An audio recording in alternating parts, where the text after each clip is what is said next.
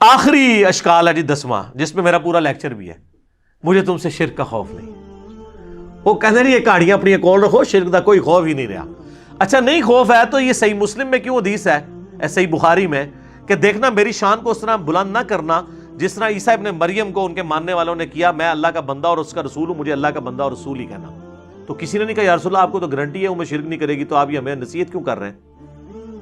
تو یہ حدیث بخاری مسلم میں کیوں ہے کہ آپ اپنی وفات کے دنوں میں اپنے چہرے مبارک سے چادر ہٹاتے تھے اور کہتے تھے لعن اللہ الیہود والنصارى، اللہ کی لعنت ہو یہود و نصارہ پر، انہوں نے اپنے نبیوں کی قبروں کو سجدہ گاہ بنا دیا تھا، تم میری قبر کو سجدہ گاہ نہ بنانا۔ اور اس کے آگے حضرت عائشہ کے الفاظ ہیں، اگر ہمیں یہ خطرہ نہ ہوتا کہ لوگ حضور کی قبر پہ سجدے شروع کر دیں گے تو ہم زائرین کی زیارت کے لیے اوپن قبر کو چھوڑ دیتے، لیکن حضور ہمیں ڈرا رہے تھے، اس لیے ہم نے اوپن زیارت کے لیے قبر کو نہیں چھوڑا، بلکہ حجرے کے اندر ہی رہی۔ اب تو خیر وہاں اجازت سے بھی کوئی نہیں اندر جا سکتا، تو کسی کو نہیں پتا تھا مجھے تم سے شرک کا خوف نہیں۔ تو اس پہ میری پوری یوٹیوب پہ ویڈیو پچھلے دنوں ریکارڈ ہوئی ہے، مجھے تم سے شرک کا خوف نہیں۔ یہ حضور علیہ السلام نے صحابہ کو اور صحابہ کے پیٹرن پہ چلنے والی ایک خاص اسکول آف تھاٹ کو یہ بات کی تھی کہ قیامت تک ایک میرا امت کا گروہ ایسا ہے جو بخاری مسلم میں آتا ہے کہ وہ قیامت تک حق پہ قائم رہے گا، باقیوں کے لیے نہیں آیا۔ وہ تو ابو داؤد میں خود ہی آپ کہتے ہیں 72 جہنم میں جائیں گے اور ایک جنت میں جائے گا۔ حضور اس زمانے میں وہ صحابہ تھے جن سے شرک کا خوف نہیں تھی، اور صحابہ کے زمانے سے قیامت تک ایک گروہ، ورنہ تو یہ خود بھی مانتے ہیں کہ نصیریہ جو علی اللہ کہہ رہے ہیں اس وقت وہ یہود و نصارہ کا گروہ ہے، کوئی شیعہ سے نکلا ہے۔ قادیانی جو ختم نبوت میں شرک کر رہے ہیں سنیوں سے نکلے ہیں،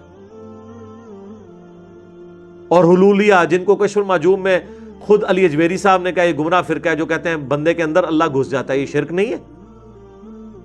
اور وہ انہوں نے لکھا ہے یہ اہل سنت کے جو گمراہ فرقے ہیں ان میں سے ایک فرقہ ہی ہے۔ خود انہوں نے مانا ہے کہ سنیہ دے جڑے 12 فرقے نے 10 حق ہوتے نے 2 گمراہ نے، انہیں حلولی ہے، وہ حلول کا عقیدہ رکھتا ہے، تو یہ شرک تو ہوا ہے۔ اور اس حدیث کی شرح آپ ابن حجر اسقلانی کی فتح الباری پڑھ لیں یا عمدۃ القاری جو ہے پڑھ لیں بدر الدین عینی کی، دونوں نے لکھا ہے کہ یہ پوری امت کے لیے گارنٹی نہیں ہے، خاص طبقے کے لیے ہے، ادروائز امت میں لوگ شرک میں مبتلا ہوئے ہیں۔ صحیح مسلم میں حدیث ہے جس کے جنازے میں 40 ایسے لوگ شریک ہوں جو شرک نہ کرتے ہوں تو ان کی شفاعت قبول کر لی جائے گی، تو جنازہ تو پڑھتے ہی مسلمان ہے۔ بخاری مسلم میں حدیث ہے جب یہ آیت نازل ہوئی سورہ الانعام کی آیت نمبر 82 الذین آمنوا ولم یلبسوا ایمانہم بظلم اولئک لہم الامن وہم مہتدون، جو ایمان لائے اور ایمان کے ساتھ شرک نہ کیا وہی قیامت والے دن امن میں ہوں گے۔ تو صحابہ نے کہا یا رسول اللہ شرک کون نہیں کرتا ہوگا، ظلم کون نہیں کرتا ہوگا؟ وہ صحابہ تو چھوٹے سے گناہ کو بھی ظلم سمجھتے تھے، تو حضور نے فرمایا یہاں ہر ظلم نہیں، اس ظلم سے مراد ہے ان الشرک لظلم عظیم۔ سورہ لقمان کی آیت نمبر 13 تلاوت کی نبی علیہ السلام نے کہ یہاں شرک یعنی جو ایمان لانے کے بعد شرک نہ کرے اس کے لیے گارنٹی ہے کہ وہ امن میں ہوگا، باقی گناہوں کے معاملے میں اللہ تعالیٰ ٹالریٹ کر لے گا۔ اور سر وہ جو حدیث ہے ترمذی میں اور مسند احمد میں کہ جو شخص 10 دفعہ پڑھ لے لا الہ الا اللہ وحدہ لا شریک لہ لہ الملک ولہ الحمد بیدہ الخیر یحیی و یمیت وہو علی کل شیء قدیر، فجر اور مغرب کے بعد بغیر پاؤں بدلے تو اسے کوئی چیز نقصان نہیں پہنچا سکے گی سوائے یہ کہ وہ شرک خود ہی کر لے۔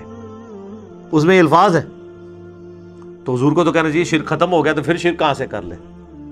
تو اس کا مطلب یہ ہے کہ لا الہ الا اللہ پڑھ کے بھی اگر کوئی شرک کر رہا ہے نا تو بے شک وہ نماز کے بعد لا الہ الا اللہ پڑھتا رہے یا موت کے وقت لا الہ الا اللہ پڑھتا رہے، کوئی فرق نہیں پڑنا اگر ساتھ وہ شرک کر رہا ہے۔ جو سورہ یوسف میں آیا کہ اکثریت لوگوں کی اللہ پر اس حال میں ایمان لاتی ہے کہ وہ شرک بھی کر رہی ہوتی ہے ساتھ۔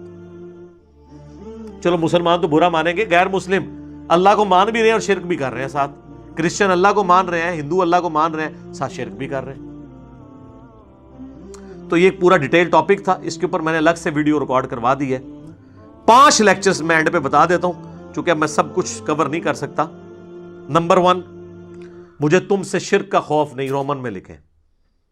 نمبر 2 وسیلے کے ذریعے دھوکا، وسیلے کو ہم مانتے ہیں لیکن وسیلہ استعانت کو ثابت نہیں کرتا۔ نمبر 3 قصہ موسیٰ اور خضر، اس کے اوپر پوری تصوف کھڑی کی ہے، پورا لیکچر دیا ہے۔ نمبر 4 تخت بلقیس، کہتے ہیں بندہ لبو کیڑا سی، بندہ لب لے میں لب لے اللہ نے ایسا بندہ اٹھ چھڑیا ہے کہ انہیں سارے بندے لب لینے.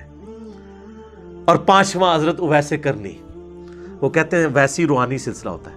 یہ 5 لیکچرز ہیں, یعنی یہ 5 گھنٹے مزید ہیں, لیکن قرآن کلاس متحمل نہیں ہے.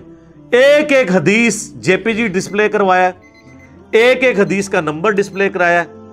یہ 5 لیکچر آپ دیکھیں تو اسی کے ساتھ ریلیٹڈ ہیں. وہ انشاءاللہ تعالیٰ آپ کو ساری کی ساری گیم سمجھ آ جائے گی. آخر میں حدیث بیان کرتا ہوں, بخاری مسلم دونوں میں حدیث ہے, تم بھی اگلے لوگوں کے راستے پہ چل پڑو گے قدم بقدم بالشت بر بالشت, حتیٰ کہ ان میں سے کوئی گوہ کے سوراخ میں داخل ہوا تو تم بھی وہی کام کرو گے. صحابہ نے کہا یہ اگلے لوگوں سے مراد کیا یہود و نصارہ ہے؟ آپ نے فرمایا اگر وہ مراد نہیں تو اور کون مراد ہے؟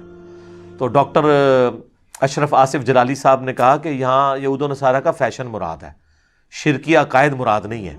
ہم نے کہا نا, اس حدیث کا بھی شان نزول شاد ارشاد موجود ہے جامعہ ترمذی میں اور مشکات میں بھی موجود ہے, کہ صحابہ کہہ رہے ہیں کہ ہم غزوہ حنین کے موقع پر ایک درخت کے پاس سے گزرے جسے ذات انوات کہا جاتا تھا, اور مشرکین عرب جنگ کے لیے اپنا اسلحہ اس پہ پہلے لٹکاتے تھے تاکہ اس سے برکت حاصل کریں. ان کا عقیدہ تھا اس سے ہم جنگ جیت جائیں گے.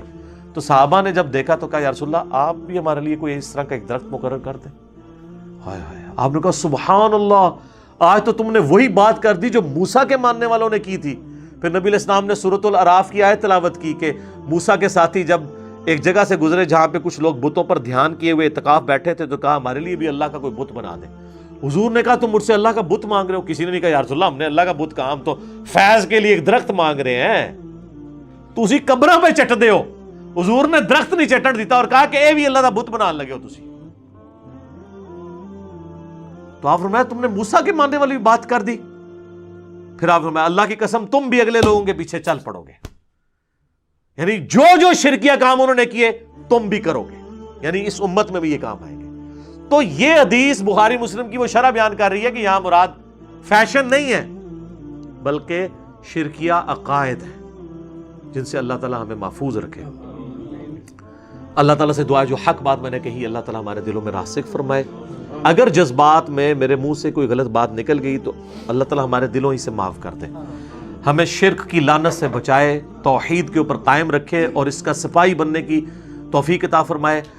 امام الموحدین صلی اللہ علیہ وآلہ وسلم کی قیامت والے دن ہمیں شفاعت نصیب فرمائے. سبحانک اللہم وبحمدک اشہد ان لا الہ الا انت استغفرک واتوب الیک وما علینا الا البلاغ المبین. جزاکم اللہ خیرا.